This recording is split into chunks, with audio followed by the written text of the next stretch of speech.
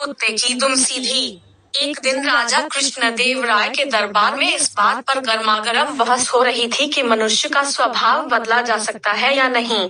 कुछ का कहना था कि मनुष्य का स्वभाव बदला जा सकता है, कुछ का विचार था कि ऐसा नहीं हो सकता, जैसे कुत्ते की दुम कभी सीधी नहीं हो सकती। राजा को एक विनोद सूझा। उन्होंने कहा, बात यहाँ पहुँची कि अगर कुत्ते की दुम सीधी की जा सकती है, तो मनुष्य का स्वभाव भी बदला जा सकता है, नहीं तो नहीं बदला जा सकता। राजा ने फिर विनोद को आगे बढ़ाने की सोची। बोले, ठीक है, आप लोग यह प्रयत्न करके देखिए। राजा ने 10 चुने हुए व्यक्तियों को कुत्ते का एक एक पिल्ला दिलवाया और 6 मास के लिए हर मास 10 स्वर्ण मुद्राएं देना निश्चित किया। इन सभी लोगों को कुत्तों की दुम सीधी करने का प्रयत्न करना था। इन व्यक्तियों में एक तेनालीराम भी था। शेष 9 लोगों ने इन 6 महीनों में पिल्लों की दुम सीधी करने की बड़ी कोशिश की। एक ने पिल्ले की पूंछ के छोर को भारी वजन से दबा दिया ताकि इससे दुम सीधी हो जाए। दूसरे ने पिल्ले की दुम को पीतल की एक सीधी नली में डाले रखा।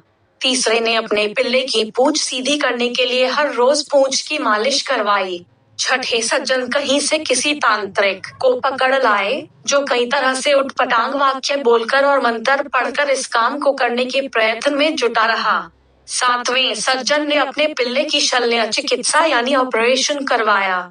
8वां व्यक्ति पिल्ले को सामने बिठाकर 6 मास तक प्रतिदिन उसे भाषण देता रहा कि पूंछ सीधी रखो भाई, सीधी रखो। 9वां व्यक्ति पिल्ले को मिठाइयाँ खिलाता रहा कि शायद इससे यह मान जाए और अपनी पूंछ सीधी कर ले। पर तेनालीराम पिल्ले को इतना ही खिलाता, जितने से वह जीवित रहे। उसकी पूंछ भी बेजान सी लटक गई, जो देखने में सीधी ही जान पड़ती थी। 6 मास बीत जाने पर राजा ने 10 पिल्लों को दरबार में उपस्थित करने का आदेश दिया।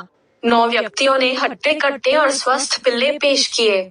जब पहले पिल्ले की पूंछ से वजन हटाया गया तो वह एकदम टेढ़ी होकर ऊपर उठ गई। दूसरी की दुम जब नली में से निकाली गई, वह भी उस बड़ी की मात्रा समय टेढ़ी हो गई। शेष 7 पिल्लों की पूंछें भी टेढ़ी ही थी। तेनालीराम ने अपने अधमरा सा पिल्ला राजा के सामने कर दिया। उसके सारे अंग ढलक रहे थे। तेनालीराम बोला, महाराज, मैंने कुत्ते की दुम सीधी कर दी है। दुष्ट कहीं के। राजा ने कहा, बेचारे निरीह पशु पर तुम्हें दया भी नहीं आई, तुमने तो इसे भूखा ही मार डाला।